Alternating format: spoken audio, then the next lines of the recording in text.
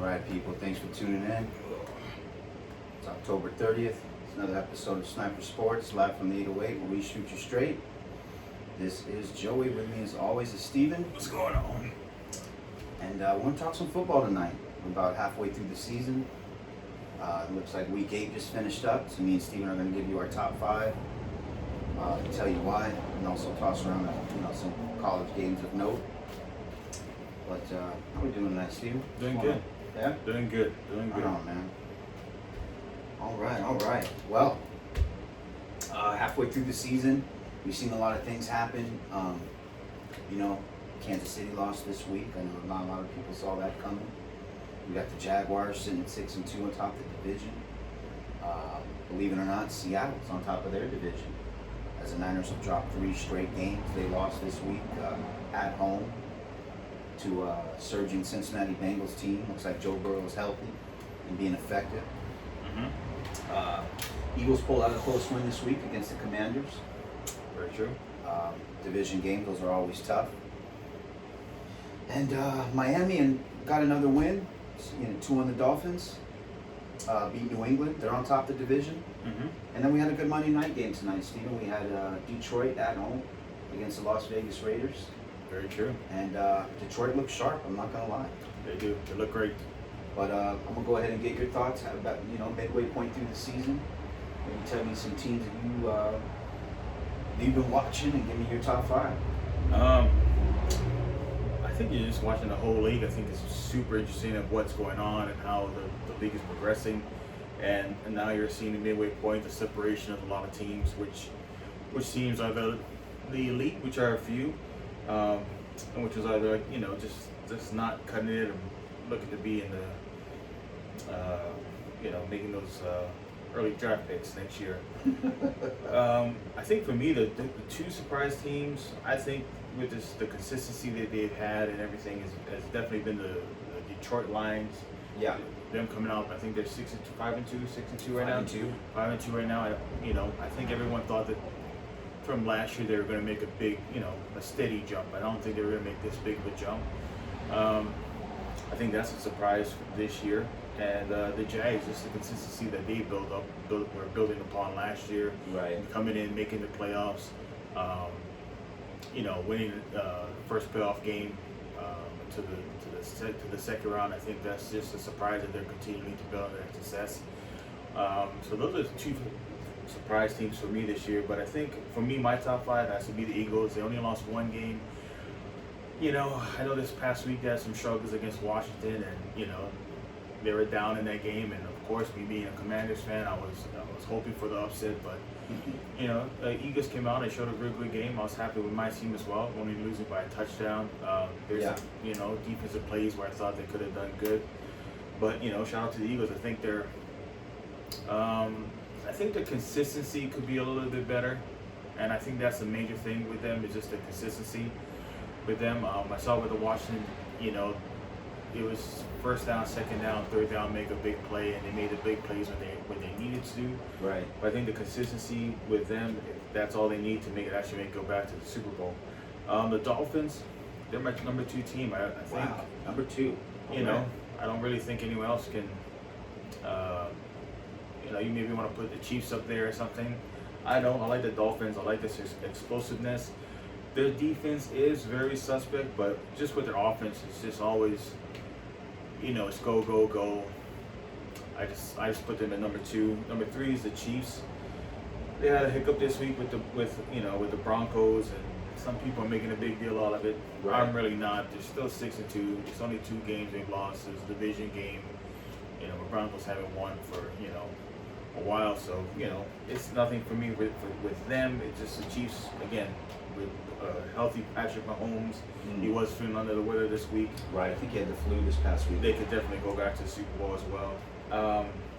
I have number 4. I got the Ravens. I think quietly they're just winning games. I don't think a lot of people put too much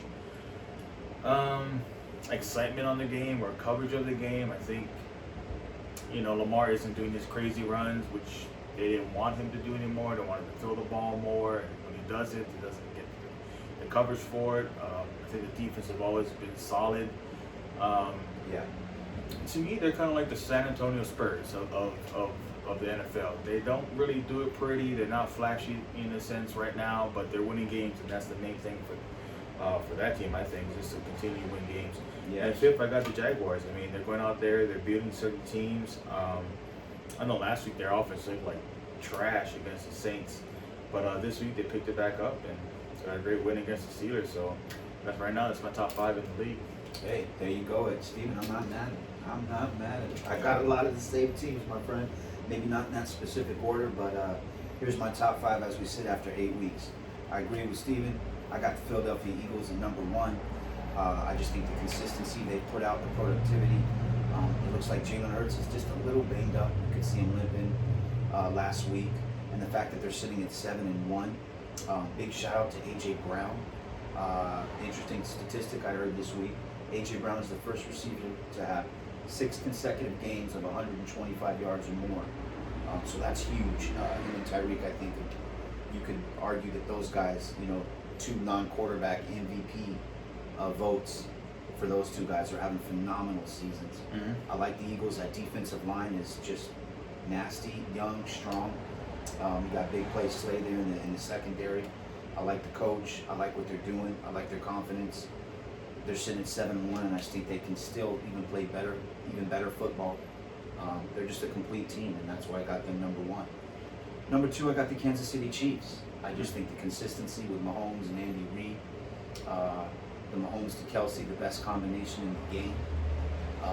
Isaiah Pacheco is starting to get more touches and find his spot on the team. And not to mention Kansas City, they have a young emerging defense. That defense is pretty good. Of course, Chris Jones is the anchor there on the D-line, but the young secondary, I don't think they've embarrassed themselves thus far. You got to kind of wipe out the game this past weekend. They lost to Denver. I know that's a shock to people.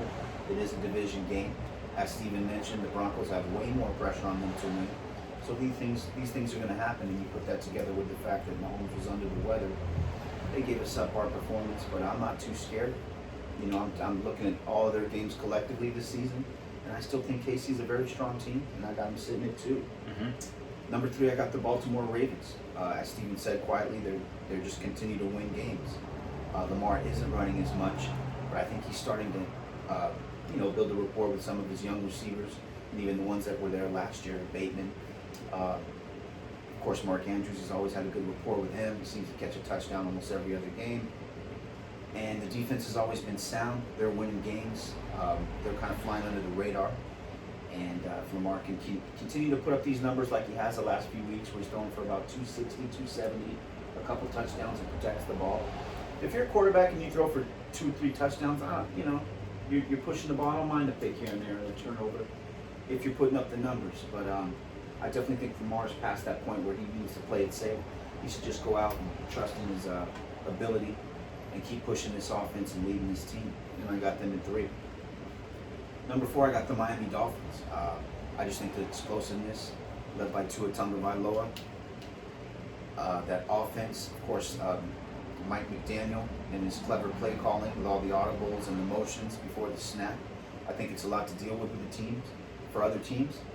Keep in mind Achane, the rookie running back, the guy that was averaging 12 yards a carry before I got hurt. They expect to get him back in a week or 2. He's been injured. They just got Jalen Ramsey back last week, Steven, and you see that he already had an effect on the game. He had a big interception against Mac Jones and the Patriots last week. So they got Ramsey back. Xavier Howard was out, just banged up, nothing too serious. He just needed to sit out a week or so. He should be back. And I'm seeing, more defensive pressure from, the guys on the line, Phillips, Bradley Chubb. They're starting to get penetration in there. So the defense has been looking better and better, and that's why I got Miami at 4. I think they're a problem for anybody if they can tighten up on D, but explosive offense. And finishing off at number 5, I have the Detroit Lions. Especially tonight, they really impressed me. They seem to be clicking on all cylinders. Jared Goff's leading this team. The young stars are coming out. Amon-Ra St. Brown seems to be a favorite target of his. Him and Goff continue to have great chemistry.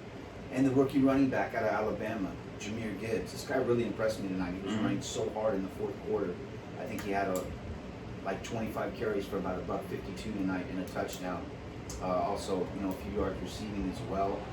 Keep in mind, David Montgomery's out with an injury, but when they get him back, that's just another running back, a 1-2 punch there with in the backfield. The rookie tight end, Laporta, man, he's been tremendous, and Jared Goff has built a great rapport with him.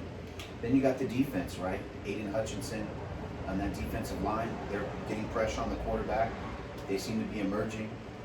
So I got Detroit at 5.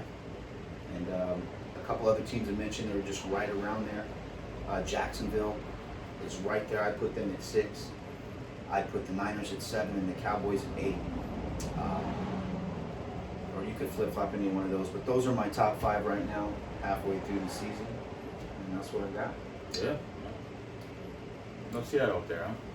Seattle, I still feel like the Niners are the best team in that division. Even though Seattle has a better record at the moment, I just feel like as the year plays out, Steven, they need to show me a little bit more. They did make a trade today. They picked up Leonard Williams before the trade deadline from the New York Giants, so that should help their defensive line. But yeah, I need to see a little bit more, mainly in the passing game. I know where I'm going to get from Geno. I know what I'm going to get with Kenneth Walker. Been very consistent. Pete Carroll, I've been seeing him since USC. I know what I'm going to get out of it, run game and defense and consistency there. I still like to see them click a little bit more in the passing game, mainly with Metcalf. And Tyler Lockett's been a safety valve, Geno's safety valve the last 2 years. But I'd like to see a little bit more in the passing game there before I can confidently put them, in my top 5 or 6 or 7.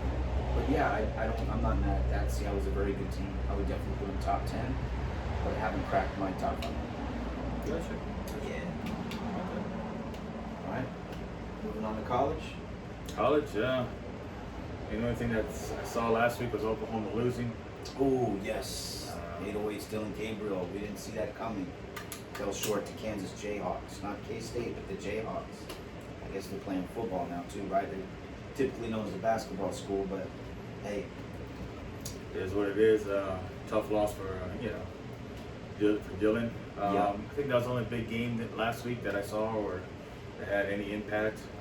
This week, USC is going to go against Washington. Ooh, that's tough. Now, was that in Washington? I believe it Are is they in on the Washington. road? Either way, right? But even tougher playing up there, in the Northwest this time of year. We already know what, USC's defense looks like. It's MIA. I think it's going to be a good matchup. I mean, it just kind of like the 2 Heisman prospects right now, I feel. Yeah. So Penix and Williams. It's going to be interesting. Washington needs to win this. I feel to be competitive for the national championship. So Right. it'll be good. Yeah, it will. I feel bad for Caleb Stevens. He has to put up so much points because that defense is just so inadequate, especially in the middle. You can just run right through those guys. I think Penix is going to have a field day, to say the least, but I hope that's a good competitive game. I hope so. Yeah, it's All going to right. look good for USC. Not so much. All right. That's all we got for this segment. Kids, hug your mom. Parents, try to do better. Try to be better. All right. Go out.